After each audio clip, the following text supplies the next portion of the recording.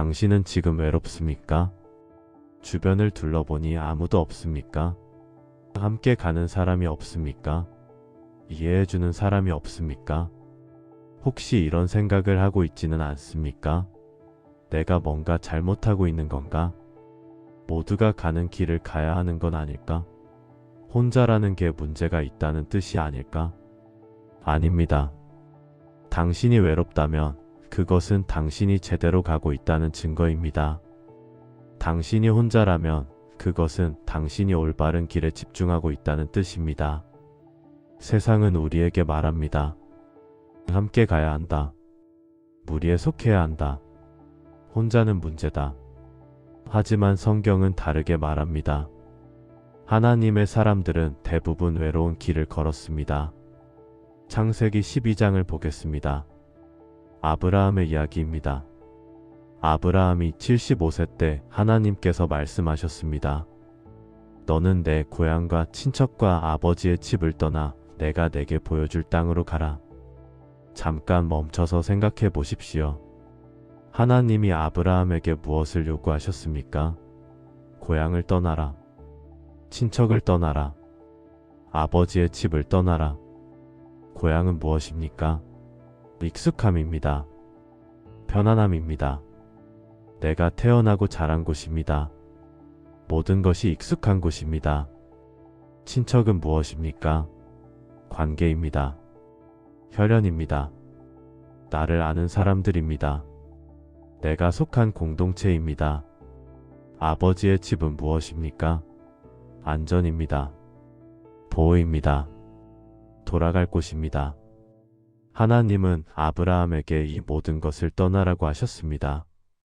익숙함을, 관계를, 안전을 떠나라고 하셨습니다. 그리고 어디로 가라고 하셨습니까? 내가 내게 보여줄 땅으로. 어디인지도 모르는 곳입니다. 지도도 없습니다. 일정도 없습니다. 목적지도 모릅니다. 아브라함은 순종했습니다. 떠났습니다. 혼자 떠났습니다. 아니, 정확히 말하면 하나님과 함께 떠났습니다. 하지만 사람들의 눈에는 혼자 떠나는 것처럼 보였을 것입니다. 아브라함은 외로웠을까요? 당연히 외로웠을 것입니다. 익숙한 모든 것을 뒤에 두고 떠났습니다. 알지 못하는 곳으로 갔습니다. 이해해주는 사람도 없었을 것입니다. 하지만 그 외로움이 잘못된 것이었습니까? 아닙니다. 그 외로움은 그가 하나님의 부르심에 순종하고 있다는 증거였습니다. 그가 제대로 가고 있다는 표시였습니다. 히브리서 11장 8절입니다. 믿음으로 아브라함은 부르심을 받았을 때에 순종하여 장래의 유업으로 받을 땅에 나아갈새 갈바를 알지 못하고 나아갔으며 갈바를 알지 못하고 나아갔으며 이것이 믿음의 여정입니다. 이것이 하나님을 따르는 길입니다. 그리고 이 길은 종종 외로운 길입니다. 민수기 13장부터 14장을 보겠습니다. 갈렙과 여호수아의 이야기입니다. 12명의 정탐꾼이 가나안 땅을 정탐하고 돌아왔습니다. 10명이 부정적인 보고를 했습니다. 그 땅 거민은 강하고 성읍은 견고하고 심이 큽니다. 우리는 스스로 보기에도 메뚜기 같았습니다. 전체 이스라엘 백성이 이 보고를 듣고 낙담했습니다. 울었습니다. 원망했습니다. 우리가 애굽에서 죽었더라면, 이 광야에서 죽었더라면 좋았을 것을. 온 회중이 한 목소리로 말했습니다. 우리가 한 지휘관을 세우고 애굽으로 돌아가자. 이것이 대중의 의견이었습니다. 다수의 의견이었습니다. 모두가 동의하는 의견이었습니다. 그런데 갈렙과 여호수아는 달랐습니다. 민수기 14장 6절부터 9절입니다. 눈의 아들 여호수아와 여분네의 아들 갈렙이 그 옷을 찢고 이스라엘 자손에 온 회중에게 말하여 이르되 우리가 두루다니며 정탐한 땅은 심히 아름다운 땅이라 여호와께서 우리를 기뻐하시면 우리를 그 땅으로 인도하여 들이시고 그 땅을 우리에게 주시리라. 이는 젖과 꿀이 흐르는 땅이니라. 다만 여호와를 거역하지 말라. 또 그 땅 백성을 두려워하지 말라. 그들은 우리의 먹이라 그들의 보호자는 그들에게서 떠났고 여호와는 우리와 함께 하시느니라 그들을 두려워하지 말라. 갈렙과 여호수아는 12명 중 2명이었습니다. 소수였습니다. 온 회중과 반대 의견이었습니다. 백성들의 반응은 어땠습니까? 민수기 14장 10절입니다. 온 회중이 그들을 돌로 치려 하니. 생각해 보십시오. 갈렙과 여호수아는 얼마나 외로웠겠습니까? 12명 중 2명입니다. 온 회중이 반대합니다. 심지어 돌로 치려 합니다. 이 순간 갈렙과 여호수아는 선택할 수 있었습니다. 그래, 모두가 그렇게 생각하니까 나도 따라갈까? 10명이 말하는 게 맞을 수도 있지. 온 회중이 동의하는데 내가 틀렸을 수도 있어. 하지만 그들은 타협하지 않았습니다. 다수를 따르지 않았습니다. 혼자라는 것을 두려워하지 않았습니다. 결과는 어떻게 되었습니까? 40년 후 그 세대는 다 광야에서 죽었습니다. 오직 갈렙과 여호수아만 가나안에 들어갔습니다. 10명이 옳았습니까? 온 회중이 옳았습니까?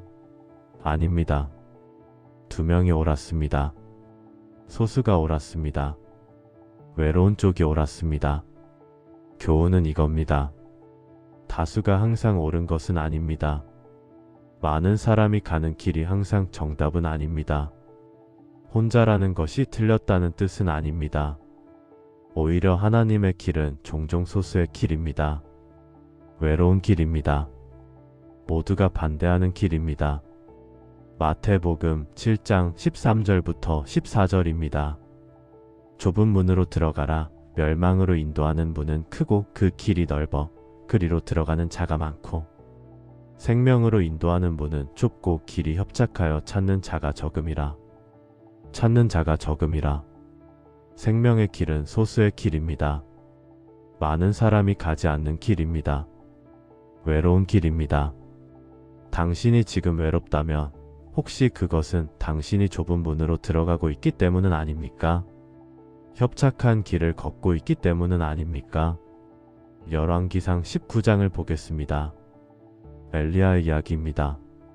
엘리야는 갈멜산에서 바알 선지자 450명, 아세라 선지자 400명과 대결했습니다. 혼자서 850명과 대결한 것입니다. 하나님이 불로 응답하셨습니다. 백성들이 여호와 그는 하나님이시로다라고 외쳤습니다. 엘리야가 거짓 선지자들을 죽였습니다. 큰 승리였습니다. 그런데 다음 장면을 보십시오. 이세벨이 사자를 보내 말합니다. 내가 내일 이맘때에는 반드시 내 생명을 그들 중 한 사람의 생명과 같게 하리라. 엘리야의 반응입니다.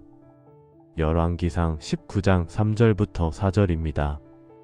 그가 이 형편을 보고 일어나 자기의 생명을 위해 도망하여 유다에 속한 브엘세바에 이르러 자기의 사환을 그곳에 머물게 하고 자기 자신은 광야로 들어가 하룻길쯤 가서 한 로뎀 나무 아래에 앉아서 자기가 죽기를 원하여 이르되 여호와여 넉넉하오니 지금 내 생명을 거두시옵소서. 나는 내 조상들보다 낫지 못하니이다. 850명과 대결했던 엘리야가 한 여인의 위협에 도망쳤습니다. 그리고 죽기를 원했습니다. 여호와여 넉넉하오니 지금 내 생명을 거두시옵소서. 왜 그랬을까요? 다음 구절을 보십시오. 열왕기상 19장 10절입니다. 그가 대답하되 내가 만군의 하나님 여호와께 열심히 유별하오니 이는 이스라엘 자손이 주의 언약을 버리고 주의 제단을 헐며 칼로 주의 선지자들을 죽였음이오며 오직 나만 남았거늘 그들이 내 생명을 찾아 빼앗으려 하나이다. 오직 나만 남았거늘. 이것이 엘리야의 절규입니다. 외로움의 절규입니다. 엘리야는 생각했습니다. 나 혼자다. 하나님의 선지자는 나밖에 없다. 모두가 바알을 섬긴다. 모두가 우상을 섬긴다. 나만 홀로 여호와를 섬긴다. 그 외로움이 엘리야를 무너뜨렸습니다. 그 고독이 엘리야를 절망하게 만들었습니다. 하지만 하나님의 대답을 보십시오. 열왕기상 19장 18절입니다. 그러나 내가 이스라엘 가운데 7,000명을 남기리니 다 바알에게 무릎을 꿇지 아니하고 다 바알에게 입맞추지 아니한 자니라. 7,000명을 남기리니 엘리야는 혼자가 아니었습니다. 7,000명이 더 있었습니다.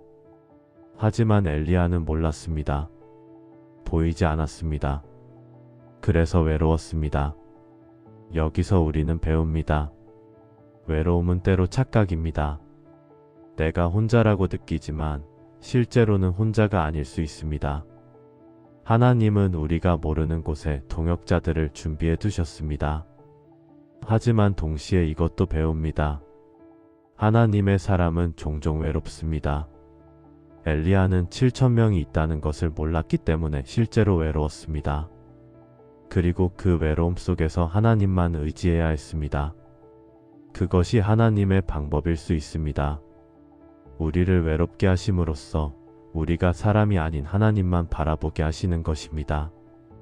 예레미야를 보겠습니다. 예레미야는 눈물의 선지자라고 불립니다. 예레미야 1장 4절부터 5절입니다. 하나님께서 예레미야를 부르십니다.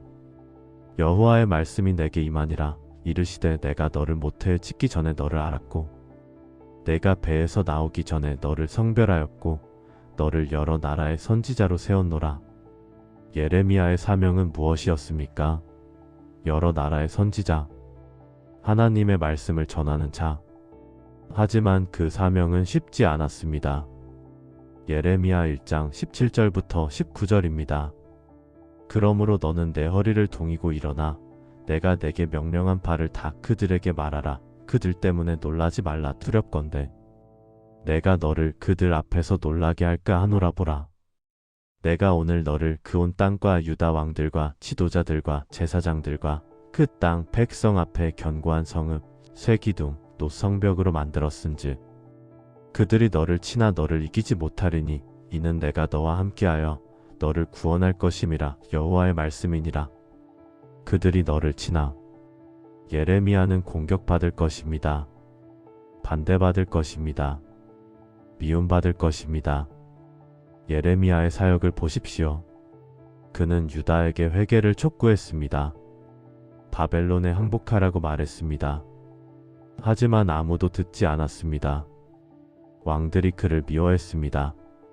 제사장들이 그를 핍박했습니다. 거짓 선지자들이 그와 대적했습니다. 백성들이 그를 배척했습니다. 예레미야 20장 7절부터 8절입니다. 여호와여, 주께서 나를 꾀이심으로 내가 꾀임을 당하였고 주께서 나보다 강하사 이기셨으므로 내가 조롱거리가 되니 사람마다 종일토록 나를 조롱하나이다. 대저 내가 말할 때마다 외치며 폭력과 멸망을 부르짖으오니 여호와의 말씀으로 하여 내가 종일토록 치욕과 조롱거리가 됨이니이다. 내가 조롱거리가 되니 사람마다 종일토록 나를 조롱하나이다. 예레미야는 외로웠습니다. 조롱당했습니다. 치욕을 당했습니다. 예레미야 15장 17절입니다. 나는 기뻐하는 자들의 모임에 앉지 아니하며 즐거워하지도 아니하고 주의 손을 따라 홀로 앉았사오니 주께서 분노를 내게 채우심이니이다. 주의 손을 따라 홀로 앉았사오니 예레미야는 혼자였습니다. 기뻐하는 자들의 모임에 속하지 못했습니다. 즐거워할 수 없었습니다. 홀로 앉아 있었습니다. 왜 그랬습니까? 하나님의 말씀 때문이었습니다. 하나님의 부르심 때문이었습니다. 예레미야가 잘못한 것입니까? 아닙니다. 예레미야는 옳았습니다. 유다는 결국 바벨론에 멸망했습니다. 예레미야의 예언이 맞았습니다. 하지만 예레미야는 외로웠습니다. 혼자였습니다. 그것이 하나님의 말씀을 전하는 선지자의 길이었습니다. 세례 요한을 보겠습니다. 마태복음 3장입니다. 그때 세례 요한이 이르러 유대 광야에서 전파하여 말하되 회개하라, 천국이 가까이 왔느니라. 세례 요한은 어디에 있었습니까? 광야에 있었습니다. 사람들이 사는 도시가 아니라 광야에 있었습니다. 마태복음 3장 4절입니다. 이 요한은 낙타털 옷을 입고 허리에 가죽띠를 띠고 음식은 메뚜기와 석청이었더라. 세례 요한의 삶을 보십시오. 낙타털 옷을 입었습니다. 메뚜기와 석청을 먹었습니다. 광야에서 살았습니다. 세례 요한은 외로웠을까요? 당연히 외로웠을 것입니다. 광야에는 사람이 없습니다. 친구가 없습니다. 가족도 멀리 있습니다. 하지만 그 외로움이 잘못된 것이었습니까? 아닙니다. 그 외로움은 그의 사명의 일부였습니다. 세례 요한의 사명은 무엇이었습니까? 마태복음 3장 3절입니다. 그는 선지자 이사야를 통하여 말씀하신 자라 일렀으되 광야에 외치는 자의 소리가 있어 이르되 너희는 주의 길을 준비하라 그가 오실 길을 굽게 하라 하였느니라. 광야에 외치는 자의 소리. 세례 요한은 광야에 있어야 했습니다. 왜냐하면 그가 광야에 외치는 자이기 때문입니다. 광야는 외로운 곳입니다. 하지만 광야는 하나님의 음성을 듣기에 좋은 곳입니다. 세상에 소음이 없는 곳입니다. 하나님께 집중할 수 있는 곳입니다. 세례 요한은 광야에서 하나님의 음성을 들었습니다. 그리고 그 음성을 외쳤습니다. 회개하라 천국이 가까이 왔느니라. 예수님께서 세례 요한을 어떻게 평가하셨습니까? 마태복음 11장 11절입니다. 내가 진실로 너희에게 말하노니 여자가 낳은 자 중에 세례 요한보다 큰 이가 일어남이 없도다. 여자가 낳은 자 중에 세례 요한보다 큰 이가 일어남이 없도다. 이것이 예수님의 평가입니다. 세례 요한은 위대한 사람이었습니다. 그 위대함은 어디서 나왔습니까? 광야의 외로움에서 나왔습니다. 세상과 분리된 삶에서 나왔습니다. 하나님께만 집중한 삶에서 나왔습니다. 바울을 보겠습니다. 디모데후서 4장 16절부터 17절입니다. 내가 처음 변명할 때에 나와 함께 한 자가 하나도 없고 다 나를 버렸으나 그들에게 허물을 돌리지 않기를 원하노라. 주께서 내 곁에 서서 나에게 힘을 주심은 나를 통하여 선포된 말씀이 온전히 전파되어 모든 이방인이 듣게 하려 하심이니 내가 사자의 입에서 건져냄을 받았느니라. 내가 처음 변명할 때에 나와 함께 한 자가 하나도 없고 다 나를 버렸으나 바울은 혼자였습니다. 아무도 그와 함께 하지 않았습니다. 다 버렸습니다. 생각해 보십시오. 바울은 복음을 위해 평생을 살았습니다. 수많은 교회를 세웠습니다. 많은 제자들을 길렀습니다. 그런데 정작 그가 필요할 때, 법정에 설 때 아무도 함께하지 않았습니다. 얼마나 외로웠겠습니까? 얼마나 배신감을 느꼈겠습니까? 하지만 바울은 다음과 같이 말합니다. 그들에게 허물을 돌리지 않기를 원하노라. 바울은 그들을 용서했습니다. 원망하지 않았습니다. 그리고 이렇게 고백합니다. 주께서 내 곁에 서서 나에게 힘을 주심은 사람들은 떠났지만 주님은 함께 하셨습니다. 이것이 핵심입니다. 외로움 속에서 우리는 주님을 더 깊이 경험합니다. 사람이 없을 때 하나님이 계심을 깨닫습니다. 고린도후서 11장 23절부터 27절을 보십시오. 바울이 겪은 고난의 목록입니다. 그들이 그리스도의 일꾼이냐 정신없는 말을 하거니와 나는 더욱 그러하도다. 내가 수고를 넘치도록 하고 옥에 갇히기도 더 많이 하고 매도 수없이 맞고 여러 번 죽을 뻔하였으니 유대인들에게 40에서 하나 감한 매를 5번 맞았으며 3번 태장으로 맞고 1번 돌로 맞고 3번 파선하고 1주야를 깊은 바다에서 지냈으며 여러 번 여행하면서 강의 위험과 강도의 위험과 동족의 위험과 이방인의 위험과 시내의 위험과 광야의 위험과 바다의 위험과 거짓 형제 중의 위험을 당하고 또 수고하며 애쓰고 여러 번 자지 못하고 줄이며 목마르고 여러 번 굶고 춥고 헐벗었노라. 이 모든 고난을 누구와 함께 겪었습니까? 대부분 혼자 겪었을 것입니다. 바울의 여정은 외로운 여정이었습니다. 하지만 바울은 이렇게 말합니다. 빌립보서 4장 13절입니다. 내게 능력 주시는 자 안에서 내가 모든 것을 할 수 있느니라. 외로움 속에서도 고난 속에서도 바울은 할 수 있었습니다. 왜입니까? 내게 능력 주시는 자, 곧 주님이 함께 하셨기 때문입니다. 예수님을 보십시오. 예수님도 외로우셨습니다. 요한복음 1장 11절입니다. 자기 땅에 오매 자기 백성이 영접하지 아니하였으나 예수님은 자기 백성에게 오셨습니다. 하지만 자기 백성이 영접하지 않았습니다. 배척당하셨습니다. 거부당하셨습니다. 마가복음 3장 21절입니다. 예수의 친족들이 듣고 그를 붙들러 나오니 이는 그가 미쳤다 하밀러라. 예수님의 가족들조차 예수님을 이해하지 못했습니다. 그가 미쳤다고 생각했습니다. 마태복음 26장 38절입니다. 겟세마네 동산에서의 예수님입니다.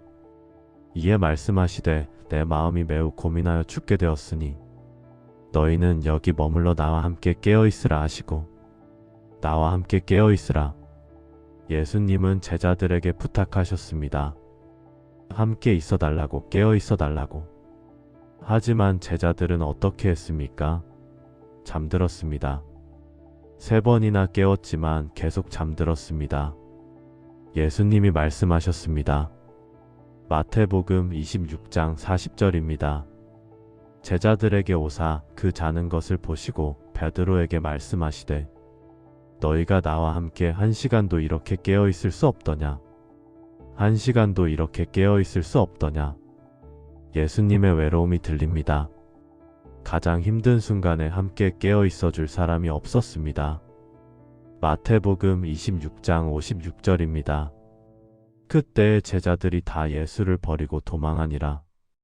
십자가를 앞두고 제자들이 다 도망갔습니다. 예수님은 홀로 남으셨습니다. 십자가 위에서 예수님이 부르짖으셨습니다.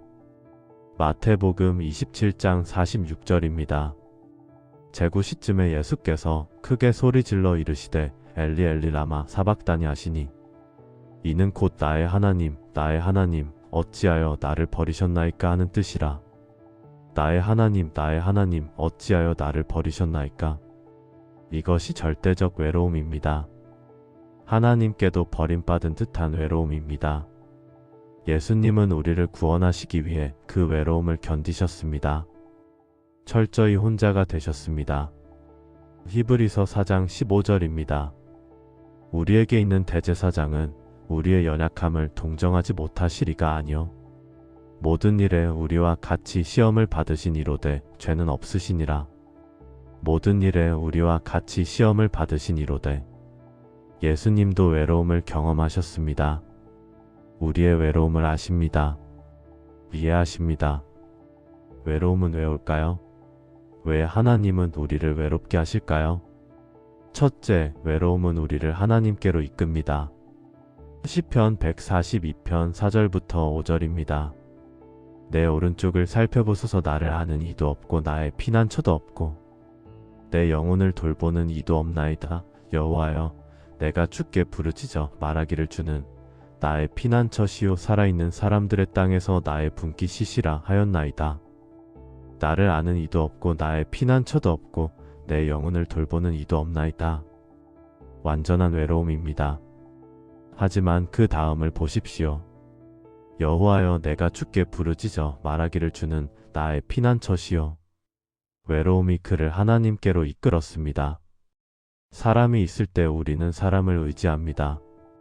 친구가 있을 때 친구에게 기댑니다. 하지만 아무도 없을 때 우리는 하나님께 갑니다. 외로움은 축복일 수 있습니다. 우리를 하나님께로 몰아가는 축복입니다. 둘째, 외로움은 우리를 세상에서 분리합니다. 야고보서 4장 4절입니다. 가늠한 여인들아, 세상과 헛된 것이 하나님과 원수됨을 알지 못하느냐. 그런즉 누구든지 세상과 벗이 되고자 하는 자는 스스로 하나님과 원수되는 것이니라. 세상과 벗된 것이 하나님과 원수됨을 우리는 세상과 친구가 될 수 없습니다. 선택해야 합니다. 하나님을 선택하면 세상은 우리를 배척합니다. 요한복음 15장 18절부터 19절입니다. 세상이 너희를 미워하면 너희보다 먼저 나를 미워한 줄을 알라. 너희가 세상에 속하였으면 세상이 자기의 것을 사랑할 것이나 너희는 세상에 속한 자가 아니요 도리어 내가 너희를 세상에서 택하였기 때문에 세상이 너희를 미워하느니라.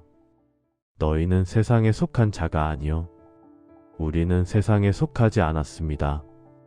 그러므로 세상이 우리를 미워합니다. 그러므로 우리는 외롭습니다. 하지만 그 외로움은 우리가 제대로 가고 있다는 증거입니다. 우리가 하나님께 속했다는 표시입니다. 셋째, 외로움은 우리를 집중하게 만듭니다. 빌립보서 3장 13절부터 14절입니다. 형제들아, 나는 아직 내가 잡은 줄로 여기지 아니하고 오직 한 일즉 뒤에 있는 것은 잊어버리고 앞에 있는 것을 잡으려고 표대를 향하여 그리스도 예수 안에서 하나님이 위에서 부르신 부름의 상을 위하여 달려가노라. 오직 한 일즉. 바울은 한 가지에 집중했습니다. 주변 사람들이 무엇을 하든 어떻게 생각하든 바울은 오직 한 가지 표대를 향해 달려갔습니다. 집중하려면 외로워야 합니다. 무리와 함께 있으면 집중할 수 없습니다. 주변의 소음이 너무 큽니다. 다른 사람들의 의견이 너무 많습니다. 하지만 혼자 있으면 집중할 수 있습니다. 하나님의 음성을 들을 수 있습니다. 자신의 소명을 분명히 할 수 있습니다. 넷째, 외로움은 우리를 성숙하게 만듭니다. 야고보서 1장 2절부터 4절입니다. 내 형제들아, 너희가 여러 가지 시험을 당하거든 온전히 기쁨으로 여기라. 이는 너희 믿음의 시련이 인내를 만들어 내는 줄 너희가 알미라. 인내를 온전히 이루라. 이는 너희로 온전하고 구비하여 조금도 부족함이 없게 하려 함이라. 너희로 온전하고 구비하여 조금도 부족함이 없게 하려 함이라. 시련이 우리를 온전하게 만듭니다. 외로움도 시련입니다. 하지만 그 외로움이 우리를 성숙하게 만듭니다. 하나님만 의지하는 법을 배우게 합니다. 사람의 인정이 아니라 하나님의 인정을 구하게 합니다. 그렇다면 외로움 속에서 어떻게 살아야 할까요? 첫째, 외로움을 두려워하지 마십시오. 신명기 31장 6절입니다. 강하고 담대하라. 두려워하지 말라. 그들 앞에서 떨지 말라. 이는 내 하나님 여호와 그가 너와 함께 가시며 결코 너를 떠나지 아니하시며 버리지 아니하실 것임이라. 내 하나님 여호와 그가 너와 함께 가시며 결코 너를 떠나지 아니하시며 버리지 아니하실 것임이라. 사람은 떠날 수 있습니다. 친구는 배신할 수 있습니다. 하지만 하나님은 절대 떠나지 않으십니다. 히브리서 13장 5절입니다. 돈을 사랑하지 말고 있는 바를 족한 줄로 알라. 그가 친히 말씀하시기를 내가 결코 너희를 버리지 아니하고 너희를 떠나지 아니하리라 하셨느니라. 내가 결코 너희를 버리지 아니하고 너희를 떠나지 아니하리라.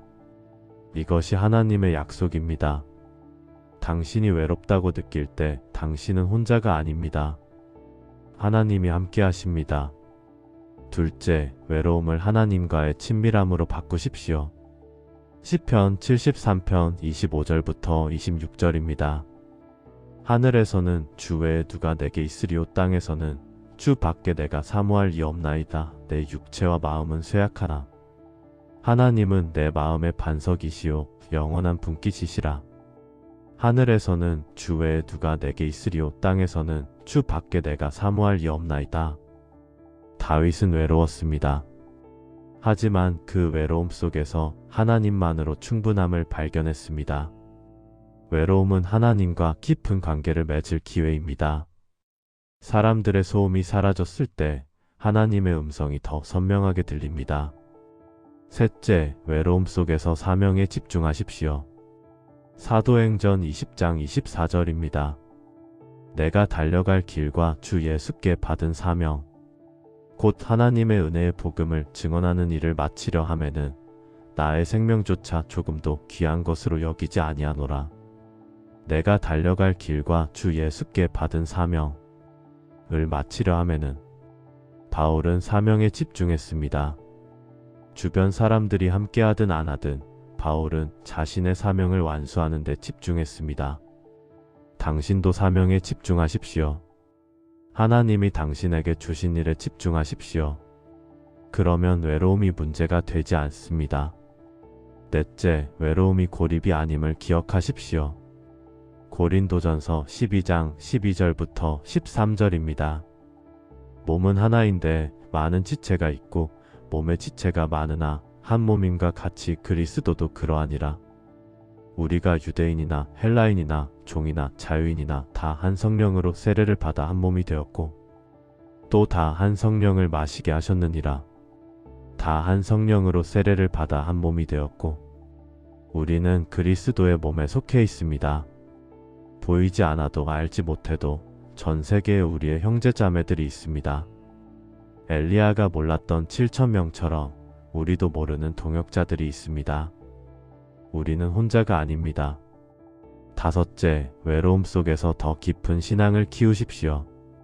베드로전서 1장 6절부터 7절입니다. 그러므로 너희가 이제 여러 가지 시험으로 말미암아 잠깐 근심하게 되지 않을 수 없으나 오히려 크게 기뻐하는도다. 너희 믿음의 확실함은 불로 연단하여도 없어질 금보다 더 귀하여 예수 그리스도께서 나타나실 때에 칭찬과 영광과 존귀를 얻게 할 것이니라. 너희 믿음의 확실함은 불로 연단하여도 없어질 금보다 더 귀하여. 외로움은 우리의 믿음을 연단합니다. 순금 같은 믿음을 만듭니다. 편안할 때는 믿음이 자라지 않습니다. 시련 속에서, 외로움 속에서 믿음이 자랍니다. 역사를 보십시오. 하나님께 쓰임받은 사람들은 대부분 외로운 시간을 거쳤습니다. 모세는 40년 동안 광야에서 양을 쳤습니다. 혼자였습니다. 그 40년의 외로움이 모세를 준비시켰습니다. 이스라엘을 이끌 지도자로 준비시켰습니다. 다윗은 사울에게 쫓기며 도망 다녔습니다. 동굴에 숨었습니다. 외로웠습니다. 하지만 그 외로움 속에서 시편을 썼습니다. 하나님과 깊은 관계를 맺었습니다. 그리고 이스라엘의 위대한 왕이 되었습니다. 바울은 아라비아 광야에서 3년을 보냈습니다. 혼자였습니다. 그 3년 동안 하나님을 만났습니다. 복음을 깨달았습니다. 그리고 이방인의 사도가 되었습니다. 외로움은 준비의 시간입니다. 하나님이 당신을 준비시키시는 시간입니다. 당신을 빚으시는 시간입니다. 도공이 그릇을 만들 때를 생각해 보십시오.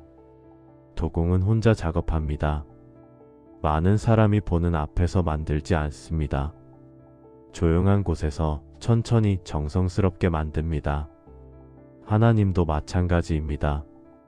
하나님은 당신을 조용한 곳으로 이끄십니다. 외로운 곳으로 이끄십니다. 그리고 거기서 당신을 빚으십니다. 귀한 그릇으로 만드십니다. 예레미야 18장 4절부터 6절입니다. 진흙으로 만든 그릇이 토기장이의 손에서 터짐에 그가 그것으로 자기 의견에 좋은 대로 다른 그릇을 만들더니 그때 여호와의 말씀이 내게 임하니라. 이르시되 여호와의 말씀이니라. 이스라엘 족속아, 이 토기장이가 하는 것 같이 내가 능히 너희에게 행하지 못하겠느냐. 이스라엘 족속아, 진흙이 토기장이의 손에 있음 같이 너희가 내 손에 있느니라. 진흙이 토기장이의 손에 있음 같이 너희가 내 손에 있느니라. 우리는 진흙입니다. 하나님은 토기장이십니다. 토기장이가 그릇을 만들 때 그릇은 외롭습니다. 다른 그릇들과 함께 있지 않습니다. 토기장이의 손 안에 혼자 있습니다. 눌리고 빚어지고 모양을 갖춰갑니다. 당신이 지금 외롭다면 혹시 하나님이 당신을 빚고 계신 것은 아닙니까? 특별한 그릇으로 만드시는 것은 아닙니까? 외로움을 긍정적으로 받아들이십시오. 외로움은 실패가 아닙니다. 외로움은 당신이 무리를 따르지 않고 있다는 증거입니다. 당신이 하나님의 부르심에 순종하고 있다는 표시입니다. 세상은 무리지어갑니다. 대부분의 사람들은 다수를 따라갑니다. 편하기 때문입니다. 안전하기 때문입니다. 외롭지 않기 때문입니다. 하지만 하나님의 사람은 다릅니다. 하나님의 사람은 무리를 따르지 않습니다. 하나님의 음성을 따릅니다. 그 길은 종종 외로운 길입니다. 출애굽기 33장 11절을 보십시오. 사람이 자기의 친구와 이야기함 같이 여호와께서는 모세와 대면하여 말씀하시며 모세는 진으로 돌아오나 눈의 아들 젊은 수종자 여호수아는 회막을 떠나지 아니하니라. 여호와께서는 모세와 대면하여 말씀하시며 모세는 하나님과 대면하여 말씀하는 관계였습니다. 어떻게 그런 관계가 가능했습니까? 모세가 외로움을 두려워하지 않았기 때문입니다. 모세는 사람들의 진영을 떠나 하나님이 계신 곳으로 갔습니다. 혼자 갔습니다. 당신도 하나님과 깊은 관계를 원합니까? 그렇다면 외로움을 감수해야 합니다. 무리에서 나와야 합니다. 하나님께로 나아가야 합니다. 예수님의 습관을 보십시오. 마가복음 1장 35절입니다. 새벽 아직 밝기 전에 예수께서 일어나 나가 한적한 곳으로 가사 거기서 기도하시더니 새벽 아직 밝기 전에 사람들이 자는 시간입니다. 아무도 없는 시간입니다. 한적한 곳으로 가사 사람들이 없는 곳입니다. 조용한 곳입니다. 외로운 곳입니다. 거기서 기도하시더니 예수님은 그곳에서 하나님 아버지와 교제하셨습니다. 예수님도 외로운 시간을 가지셨습니다. 사람들과 떨어져 있는 시간을 가지셨습니다. 그것이 예수님의 능력의 비결이었습니다. 누가복음 5장 16절입니다. 예수는 물러가사 한적한 곳에서 기도하시니라. 물러가사. 예수님은 의도적으로 물러가셨습니다. 무리에서, 제자들에서, 사역에서 물러가셨습니다. 왜입니까? 하나님 아버지와 단둘이 있기 위해서였습니다. 누가복음 6장 12절입니다. 이때 예수께서 기도하시러 산으로 가사 밤이 새도록 하나님께 기도하시니라. 밤이 새도록 하나님께 기도하시니라. 밤새 혼자 기도하셨습니다. 외로운 시간이었을 것입니다. 하지만 하나님과 함께한 귀한 시간이었습니다. 우리도 예수님처럼 외로운 시간이 필요합니다. 사람들과 떨어져 하나님과 단둘이 있는 시간이 필요합니다. 외로움 속에서 발견하는 것들이 있습니다. 첫째, 하나님의 충분하심을 발견합니다. 빌립보서 4장 19절입니다. 나의 하나님이 그리스도 예수 안에서 영광 가운데 그 풍성한 대로 너희 모든 쓸 것을 채우시리라. 나의 하나님이 너희 모든 쓸 것을 채우시리라. 사람이 채울 수 없는 것을 하나님이 채우십니다. 외로움 속에서 우리는 깨닫습니다. 사람은 우리를 만족시킬 수 없다는 것을, 하나님만이 우리를 채우실 수 있다는 것을 깨닫습니다. 둘째, 자기 자신을 발견합니다. 외로움 속에서 우리는 자신과 마주합니다. 거짓된 모습을 벗고 진짜 자신을 봅니다. 사람들 앞에서 연기할 필요가 없습니다. 있는 그대로의 자신을 볼 수 있습니다. 그리고 하나님이 나를 어떻게 보시는지 알게 됩니다. 사람들의 평가가 아니라 하나님의 평가를 듣게 됩니다. 셋째, 진정한 소명을 발견합니다. 외로움 속에서 하나님의 음성이 선명하게 들립니다. 세상의 소음이 사라지면 하나님의 음성이 들립니다. 하나님이 나를 부르시는 곳이 어디인지, 하나님이 나에게 주신 사명이 무엇인지 분명해집니다. 이제 결론입니다. 당신이 지금 외롭습니까? 주변을 둘러봐도 아무도 없습니까? 함께 가는 사람이 없습니까? 그렇다면 이것을 기억하십시오. 당신이 외롭다는 것은 당신이 제대로 가고 있다는 증거입니다. 당신이 하나님의 길을 가고 있다는 표시입니다. 외로움을 두려워하지 마십시오. 외로움을 부끄러워하지 마십시오. 오히려 외로움을 받아들이십시오. 외로움 속에서 하나님을 더 깊이 만나십시오. 무리를 따라가지 마십시오. 다수의 의견에 흔들리지 마십시오. 하나님의 음성을 따라가십시오. 그 길이 비록 외롭더라도 끝까지 가십시오. 시편 23편 4절입니다. 내가 사망의 음침한 골짜기로 다닐지라도 해를 두려워하지 않을 것은 주께서 나와 함께 하심이라. 주의 지팡이와 막대기가 나를 안위하시나이다. 주께서 나와 함께 하심이라. 당신이 외롭다고 느낄 때 당신은 혼자가 아닙니다. 주님이 함께 하십니다. 이사야 41장 10절입니다. 두려워하지 말라. 내가 너와 함께 함이라. 놀라지 말라. 나는 내 하나님이 됨이라. 내가 너를 굳세게 하리라. 참으로 너를 도와주리라. 참으로 나의 의로운 오른손으로 너를 붙들리라. 내가 너와 함께 함이라. 이것이 하나님의 약속입니다. 마태복음 28장 20절입니다. 볼지어다 내가 세상 끝날까지 너희와 항상 함께 있으리라. 내가 너희와 항상 함께 있으리라. 예수님의 약속입니다. 당신은 혼자가 아닙니다. 보이지 않아도 느껴지지 않아도 예수님이 함께 하십니다. 시편 27편 10절입니다. 내 부모는 나를 버릴지라도 여호와는 나를 영접하시리이다. 여호와는 나를 영접하시리이다. 모든 사람이 떠나도 하나님은 당신을 영접하십니다. 받아주십니다. 함께 하십니다.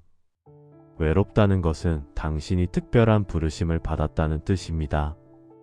하나님이 당신을 위해 특별한 계획을 가지고 계시다는 뜻입니다. 외롭다는 것은 당신이 무리를 따르지 않고 하나님을 따르고 있다는 뜻입니다. 외롭다는 것은 당신이 세상의 방식이 아니라 하나님의 방식을 선택했다는 뜻입니다. 외롭다는 것은 당신이 제대로 가고 있다는 뜻입니다. 집중하고 있다는 뜻입니다. 하나님께 집중하고 사명에 집중하고 목표에 집중하고 있다는 뜻입니다. 그러므로 외로움을 받아들이십시오. 외로움 속에서 하나님을 만나십시오. 외로움 속에서 더 깊은 신앙을 키우십시오. 그리고 기억하십시오. 외로움은 영원하지 않습니다. 이것도 지나갈 것입니다. 시편 30편 5절입니다. 그의 노여움은 잠깐이요 그의 은총은 평생이로다. 저녁에는 울음이 깃들릴지라도 아침에는 기쁨이 오리로다. 저녁에는 울음이 깃들릴지라도 아침에는 기쁨이 오리로다. 지금은 외로워도 기쁨이 올 것입니다. 계속 가십시오. 포기하지 마십시오. 외롭더라도 힘들더라도 이해받지 못하더라도 계속 가십시오. 당신이 가는 그 길은 옳은 길입니다.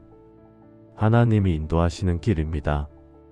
그 길 끝에는 하나님의 영광이 있습니다. 하나님의 보상이 있습니다.